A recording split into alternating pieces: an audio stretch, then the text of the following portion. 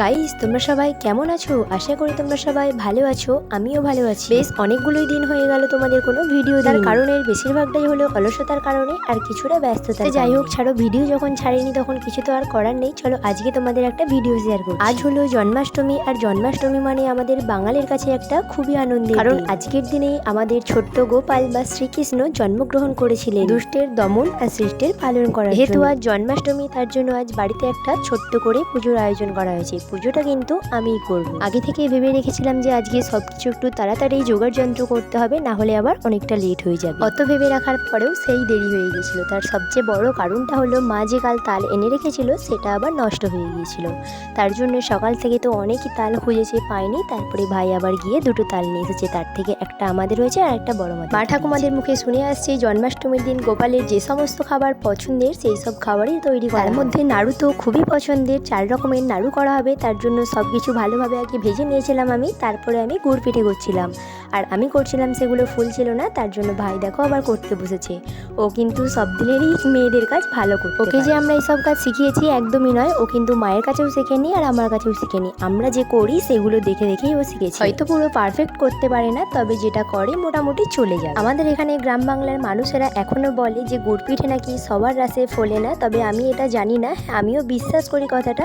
তবে প্রথমের দিকে আমাদের ব্যাটারটা একটু মোটা হয়ে গেছিলো, তার জন্যই ফুলছিল না। তারপর একটু পাতলা করার পরে কিন্তু বেশ ভালোই ফুলে। গুড় পিঠে করতে কিন্তু বেশ ধৈর্য লাগে, আর যেটা আমার একদমই নেই। তবে আজ অনেক কষ্ট করে হলেও আমি কিন্তু ধৈর্য ধরেই সবটা করি। কেন বলো তো বললাম ধৈর্য লাগে? প্রথমত এটা একটা করেই করতে হয়, তারপরে ফোলার জন্য আবার টাইম দিতে হয়। তার আগে উল্টোলে কিন্তু একদমই ফুলবে। অনেকক্ষণ ধরে অপেক্ষা করার পরে দেখো ফাইনালি এখন এটা ফুলে গেছে, আর দেখো কত সুন্দর গোল হয়ে ফুলেছে। চলো এটা এখন তুলে নিই, আর এরপরে আবার হবে তালের গুলগুলি। আমি আর ভাই দুজনে মিলেই তালের গুলগুলিগুলো তেলে ছেড়ে দিয়েছি। আর দেখো এক পাশটা ভাজা হয়ে গেছে, এই জন্য এক পাশটা উল্টে। আর দেখো অনেকগুলো গুলগুলি এপাশে ভাজা হয়ে গেছে। আমার আর ভাইয়ের দুজনেরই কারোরই হাতে বেশি স্পিড নয়, তার জন্য দুজনে মিলেই ছেড়েছিলাম, তাই ছাড়ার ভিডিওটা আর করতে পারি। গুলগুলি আর গুড় পিঠেটা তো ভাজা হয়েই গেছে তোমরা দেখলে, আর এখন ভাজবো লুচিটা। আর লুচিটা ভাজা হয়ে গেলেই আমাদের কিন্তু ভাজাভুজি সবই কমপ্লিট হয়ে যাবে। এরপরে বানাবো নাড়ুগুলো বানালেই কিন্তু সব হয়ে যাবে। আজকে লুচির জন্য ময়দা মাখাতে গিয়ে আমার একটা ভুল হয়ে গেছে, তার জন্য লুচিগুলো একদমই ফুল ছিল না। আসলে আমি জলটা অনেকটা বেশি দিয়ে ফেলেছিলাম, তারপরে আবার ময়দা দিয়েছিলাম, তার জন্য একটু শক্ত হয়েছিল।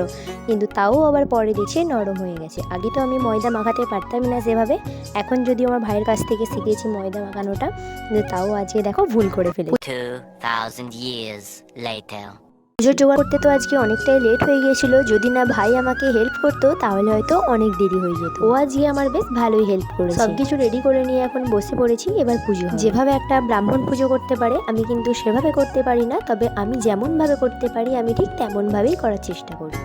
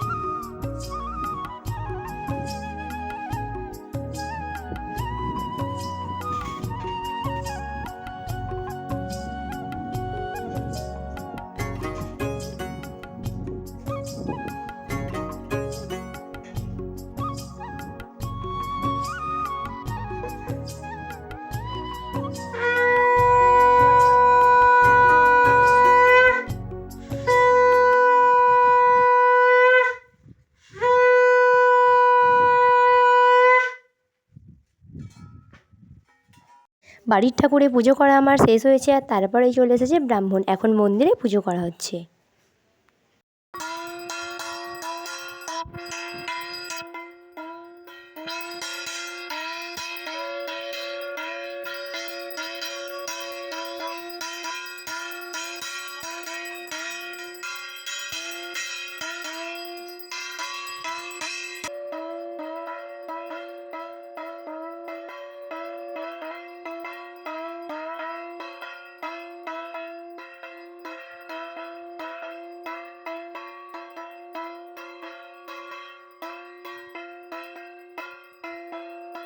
পুজো হওয়ার পরে আমি খাওয়া দাওয়া করে গিয়েছিলাম বিকেলবেলা পড়াতে।